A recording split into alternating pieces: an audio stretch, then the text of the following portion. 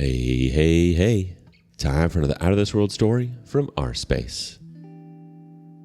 Not all that glitters is gold. Today on rSpace, sometimes it's a Trojan wrapper under the car seat. Cheating wife left evidence of her affair in our car. I destroyed the business she worked hard to build. I, 37 male, have been married to my wife, Patricia, 37 female, for 9 years. I thought that things were fine, but recent events have shown me that I have no idea what was really going on with my life and the person who I thought I knew so well. It's completely fractured my idea of the kind of people I can trust, because I put everything into trusting this woman, and at the end of the day, she betrayed me. She didn't feel any remorse for it because I was the one who found it out. She didn't decide to confess, and up until now, she has no idea that I know. I'm not used to feeling this way, and I've never been in a situation even close to this. So it's hard for me to know how I'm meant to proceed from the position that I'm in. I know that it is almost certainly going to end with me leaving her, but where do I go from there? How do I start over after 9 years of marriage and the expectation that we were going to be together forever? We're not exactly rich, but we're starting to do better for ourselves. She owns a small business that has been doing better and better with each year, and I work in a construction company. Our finances haven't always been great.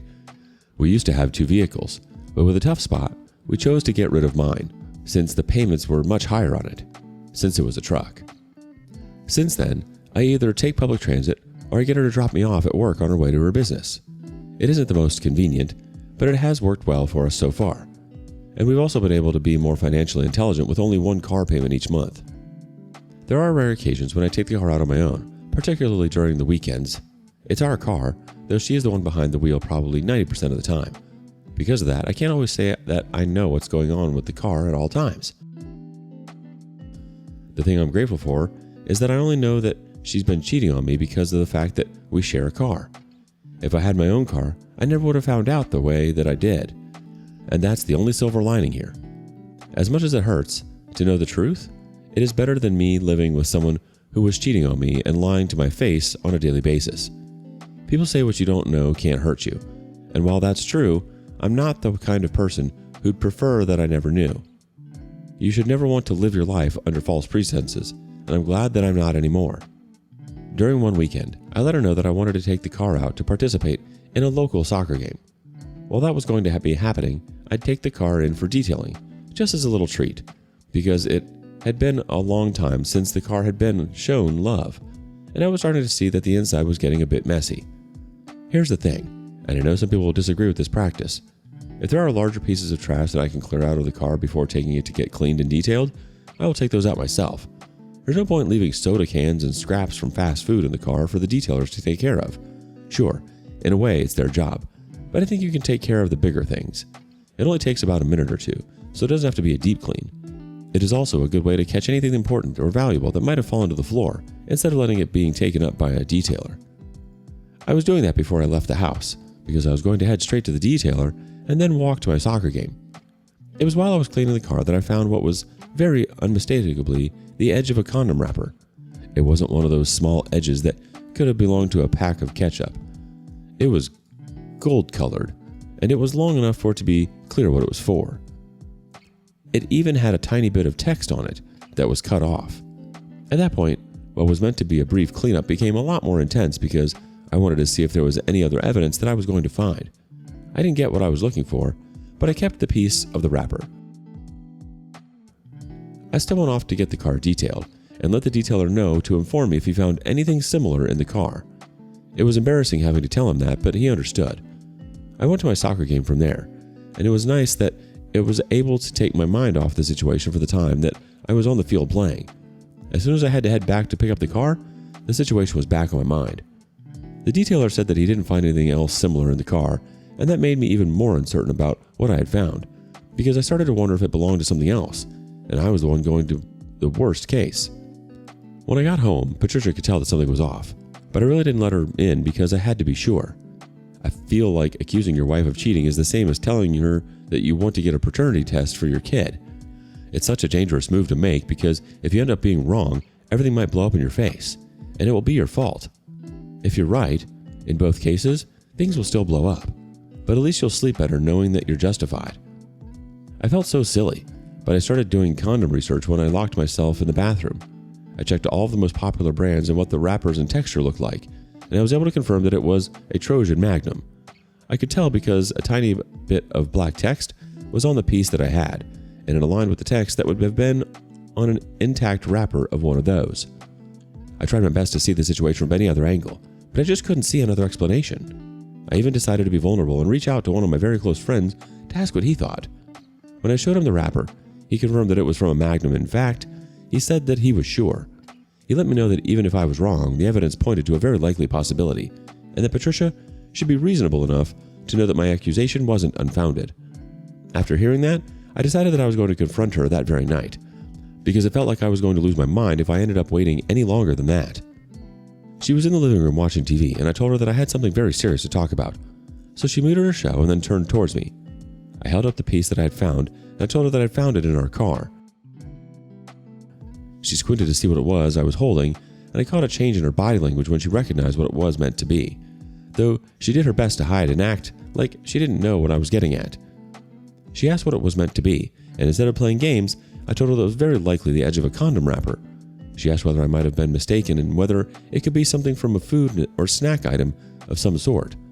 I told her I couldn't think of anything we'd eat in the car that'd look like that. She asked whether it was a condom that I had used. That question rubbed me the wrong way. First off, I don't use Magnums.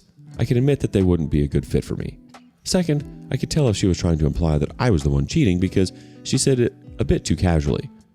I gave her the benefit of the doubt to assume she was talking about us, but we hadn't messed around in the car to that extent in at least 4 years. I knew it couldn't be us, and she knew it couldn't be us. I told her as much, that we hadn't done it in the car in ages, and it had been detailed so many times since then that it couldn't be from the last occasion. She said that she knew that, and she was saying that I could have been the one who used it, without her. I hated how casually she said that, because even if she was trying to act like some kind of wife who was cool with that her husband was being unfaithful, she was accusing me of cheating so casually. It was even worse because I knew it was she who was cheating, and she was just deflecting. I raised my voice a bit there, telling her that I wasn't the one who put it there. I told her that I didn't wear Magnum, and I wouldn't have brought the evidence of my own cheating to her if I had been, because that made zero sense. I told her that it was likely that she was just deflecting, and she was the one who was cheating. She acted all appalled and said that she hadn't cheated on me. According to her, she had been faithful since the very first day we had met.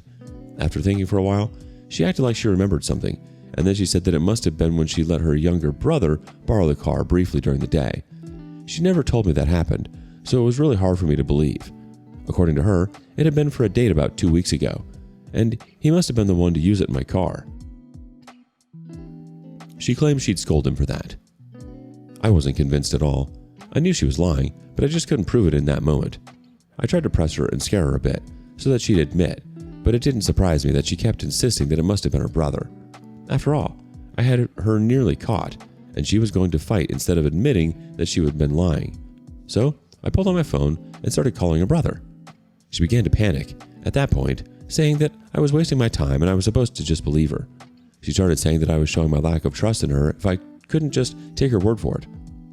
I wasn't acknowledging her, though. When her brother picked up the phone, the first thing that I asked him was when the last time he had borrowed his sister's car was. She tried to say something, likely so that he'd hear, and then say what she needed him to say. But I shouted at her and told her not to say another word. That shut her up because she had never seen me like that. Her brother could tell that something was wrong, but I told him not to bother himself with all of that and just answer my question. He chose to say that it was a few days ago, and he couldn't remember exactly when. I could tell he was trying to cover for her. I told him that he didn't help her by lying, and that his lie didn't even align with what she had said. I hung up. He tried calling, but I didn't answer the call. I told her that there was nothing else that she wanted to say about the situation. I let her know that it was just easier for her to admit that she had been cheating on me, because she wouldn't take the person that I'd turned into if she forced me into having to find out through other means. I was fuming, and as someone who tends to be calm most of the time, she had never seen me that angry before. She stood up and moved to the doorway.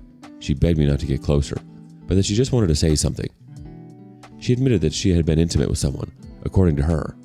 She had just given him head, and she did it because money was light and she had loaned money from him. Instead of paying him back, she chose to suck him off. She told me what she had borrowed the money for. To be honest, it almost sounded plausible, but I refused to believe her because there was no reason for me to believe her at that point, when she had already established that she wasn't to be trusted. I let her know that I didn't believe a word coming out of her mouth. I was convinced she had a full-blown affair with someone, and now she turned her infidelity into something honorable. I let her know that she was a very good liar, and it might have worked well with someone else, but not with me. Even if her story was true, we weren't so strapped for cash that she had to go to those lengths. She chose to do that entirely on her own. I let her know that. She stuttered, trying to defend herself, but nothing she said made sense. I told her to pack her bags. She'd have the entire night to pack things up, but I wanted her to be out of the house in the morning. She started crying, begging me to rethink things and give her a chance to explain everything fully. I told her that I wasn't going to do that because she didn't deserve this. She didn't lie about dinging our car. She lied about being intimate with someone else, sucking him off for debt forgiveness as if we were living in the slums. I walked out of the living room and went to the guest bedroom. I expected her to stay up through the night, packing up all of her stuff, and thankfully, that's exactly what she did. Because when I woke up, she had all of her boxes packed. She asked me to help drive her to her brother's place, and I did her that last favor, because I wanted her gone as soon as possible. Her brother was really concerned after the call the night before, but I told him his sister would tell him everything. I've been living at the house alone since then. It's just been a little over a week, and she tried begging me over text more times than I can count, but I keep ignoring her. The next step is divorce, and I can't wait for it to be through with, so I can separate myself from her for good. Update.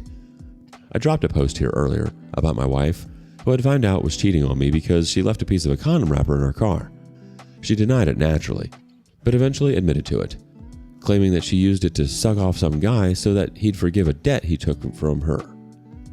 I didn't believe that, because we're not so financially unfortunate that we couldn't afford to pay it off. Anyway, I kicked her out of the house, and soon after, I got a recommendation for a divorce lawyer from my friend. I paid him and got her served with the papers very soon after. She came to the house after receiving them, begging me to rethink the situation that we were in, and saying that she'd let me have free reign with anyone for a whole year. She said she was willing to go that far to save us. I asked her why she wasn't willing to go as far as just staying faithful. Everything she was doing was too late, and she didn't need to bother embarrassing herself anymore because I knew for a fact that I wasn't going to bend to her will. It was over between us. She left without much of a fuss, which I appreciated, and the next time we saw each other was at the divorce proceedings. I made it clear that she had cheated and that was why I was filing for divorce. But needless to say, because I didn't have any actual evidence, she denied it entirely. Eventually, I realized there was no point in my maintaining that she had cheated because it was baseless. It was just a he said, she said thing at that point. The divorce obviously wasn't settled at the negotiation phase because it was clear that she had decided to be malicious at that point. She wanted the house and the car since it was clear there was no chance of alimony. I told her that I was going to keep the house no matter what. She could have the car since it had been tainted by her affair. I was really disappointed with how the judge handled things, and if I had known better, I would have taken my chances at reaching a middle ground during the negotiation. I think the fact that I had no evidence of her infidelity hurt me badly.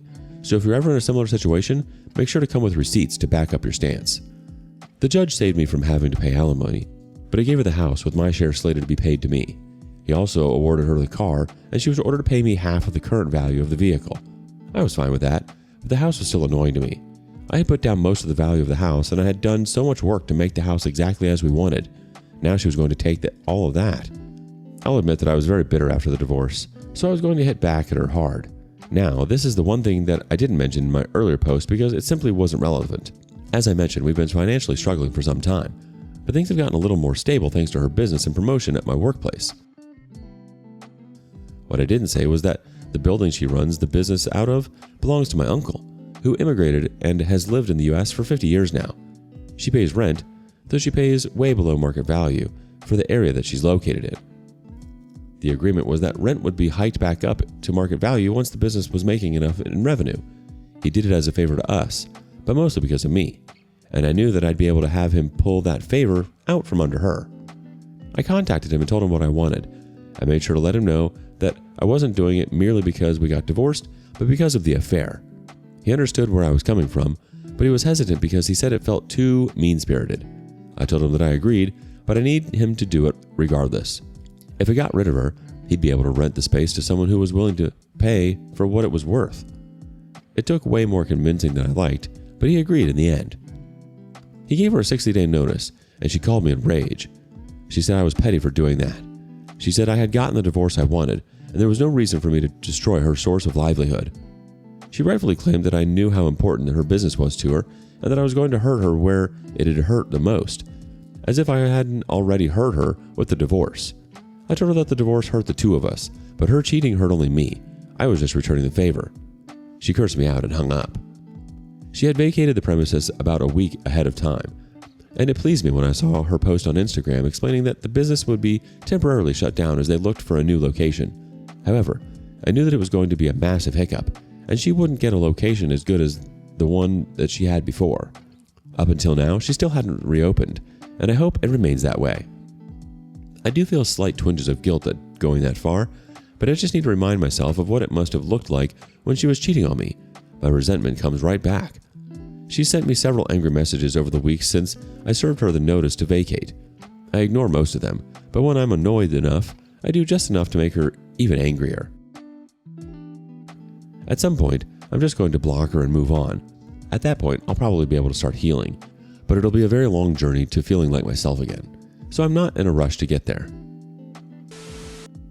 9 years of marriage, and she chose to betray you for something as ridiculous as avoiding a small debt?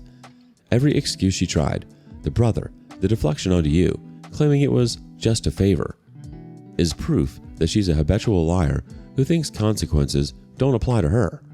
She treated your marriage like a convenience store. Take what you want, leave the mess behind, and pray no one notices. Using the rent leverage to destabilize her business? Absolutely beautiful. Every move reminds her that betrayal comes with consequences, and she can't weasel her way out this time. If you found clear evidence that your partner has been betraying you for years, what would you do? And thank you for joining us today on rSpace. Be sure to like and subscribe and hit that notification bell so you don't miss out on our next video. See you soon.